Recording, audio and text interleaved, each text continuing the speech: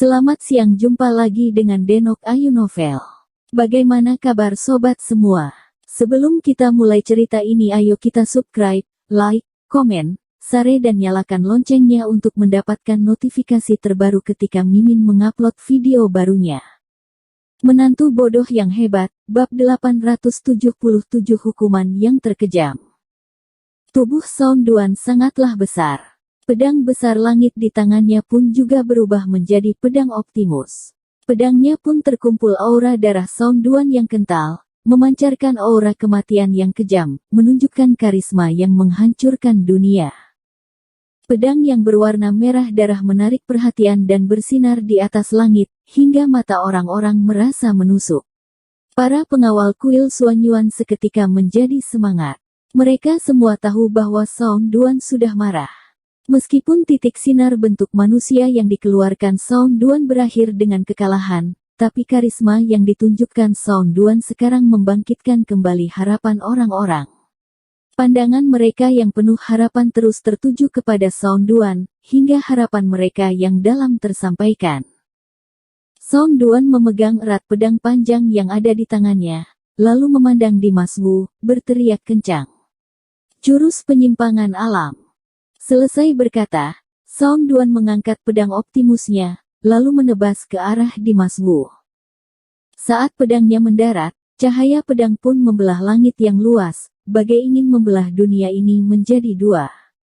Aura pedang yang tak terbatas, tiba-tiba adanya penguatan di dalam ruang kosong, seperti ingin menghancurkan alam semesta ini.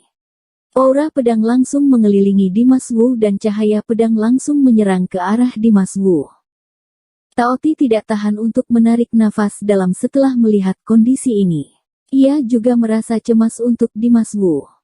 Bahkan Dimas Wu sendiri juga mengerutkan dahi.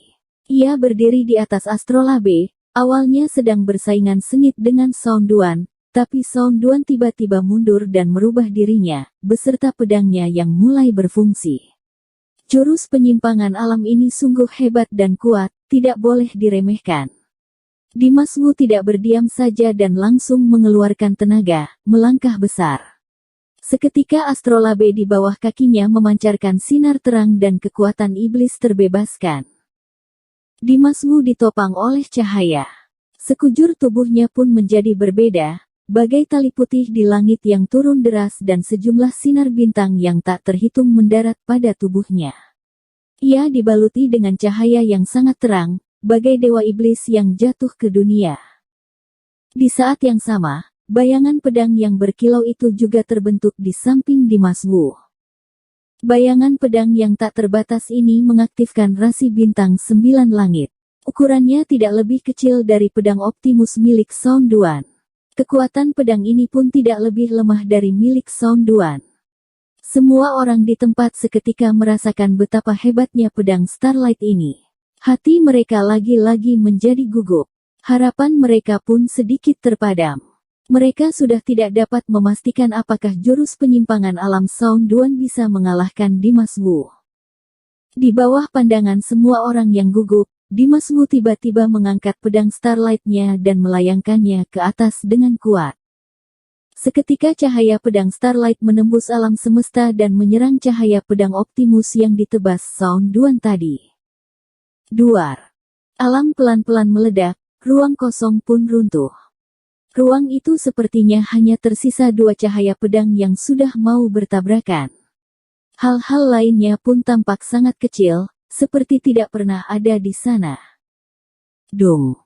Detik selanjutnya, cahaya pedang Starlight milik Dimas Wu tabrak dengan cahaya pedang jurus penyimpangan alam milik Song Duan.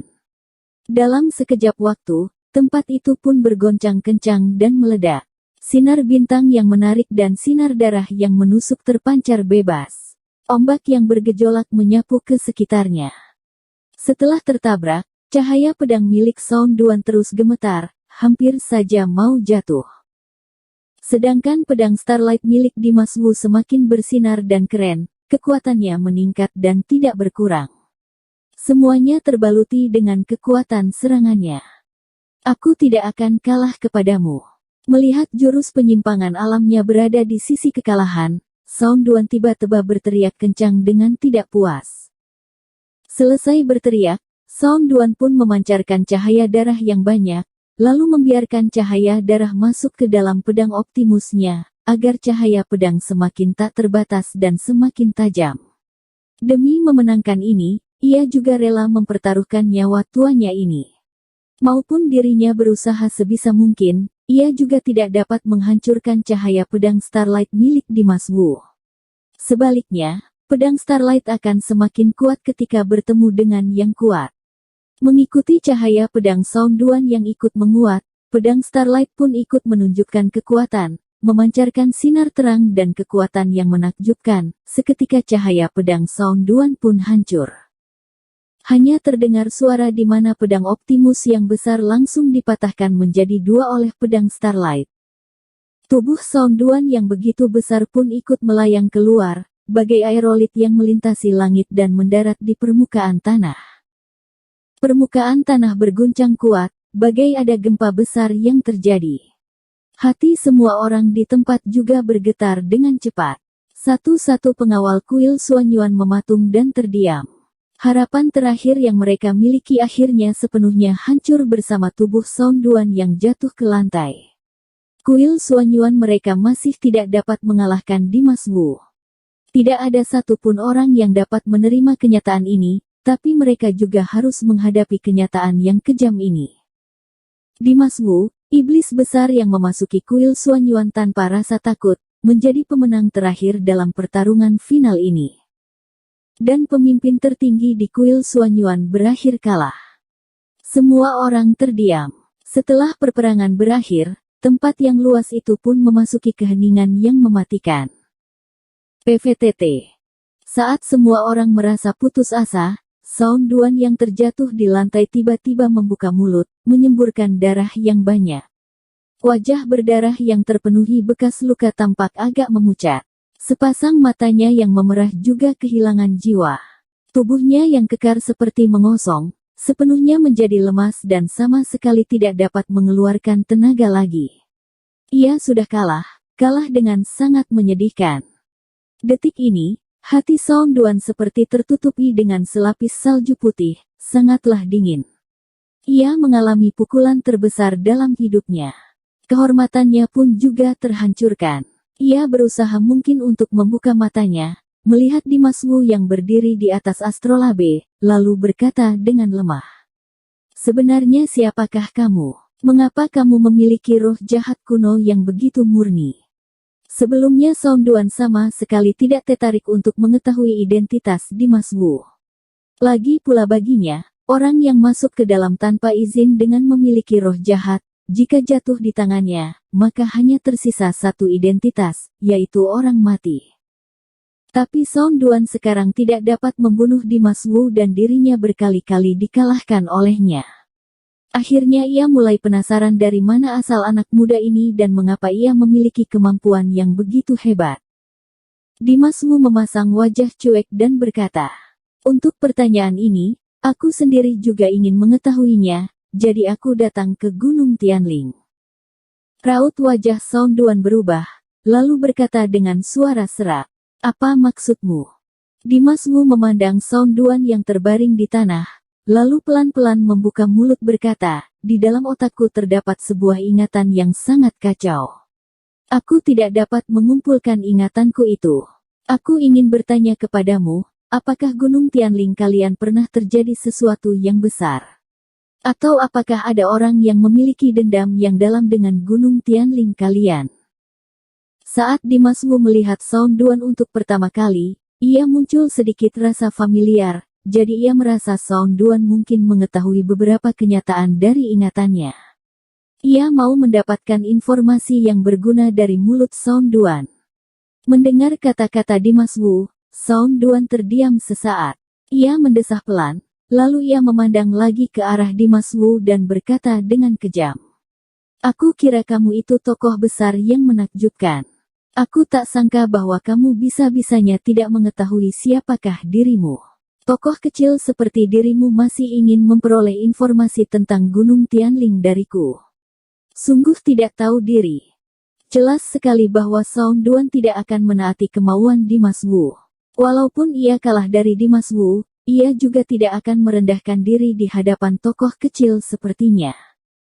Melihat Song Duan yang tidak berniat untuk membalasnya, Dimas Wu pun menjadi cuek dan berkata dengan galak. Awalnya kalau kamu menjawab pertanyaanku dengan tulus, aku masih bisa memberimu sedikit waktu untuk hidup, tapi sepertinya kamu tidak memerlukannya. Setelah itu, tatapan Dimas Wu langsung berubah, tubuhnya pun muncul aura kematian yang sangat berbeda.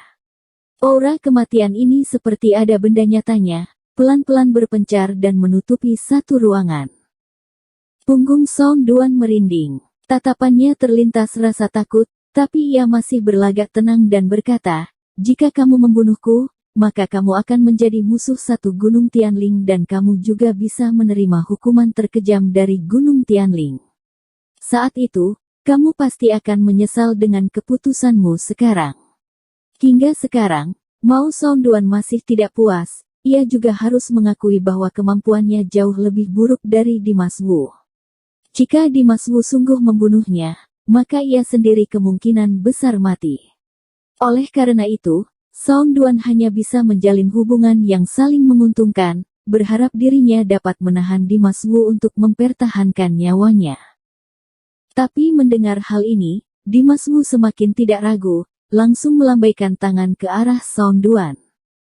Seketika roh jahat hitam yang tebal langsung memancar dan menyebar dengan cepat, lalu menutupi Song Duan yang kekar dalam sekejap waktu. Para pengawal kuil Suanyuan yang sedang menyaksikan langsung membelalak mata besar. Mata mereka muncul rasa takut. Mereka sudah tidak bisa melihat bayangan tubuh Song Duan, hanya bisa menemukan segumpal roh jahat gelap. Dan Song Duan sepenuhnya tertutupi oleh roh jahat. Ah! Tiba-tiba suara teriak Song Duan yang menyedihkan menembus roh jahat hitam, lalu menggema di langit dan berdengung di sebelah telinga semua orang, mengguncang hati setiap orang. Pengawal kuil Suanyuan seketika tercengang dan merasa ketakutan. Dengan cepat, suara itu menghilang dan segumpal roh jahat itu juga ikut memudar. Tempat itu pun kembali hening dan kembali terang. Semuanya seperti tidak berbeda dari sebelumnya. Tapi Song Duan yang awalnya terbaring di permukaan tanah sama sekali tidak meninggalkan jejak dan menghilang sepenuhnya. Song Duan selamanya menghilang bersama segumpal roh jahat hitam itu. Bersambung. Terima kasih kepada kalian yang telah menonton video ini. Jangan lupa tekan tombol subscribe-nya dan nyalakan notifikasinya untuk mendapatkan video-video seru lainnya dari Denok Ayu Novel.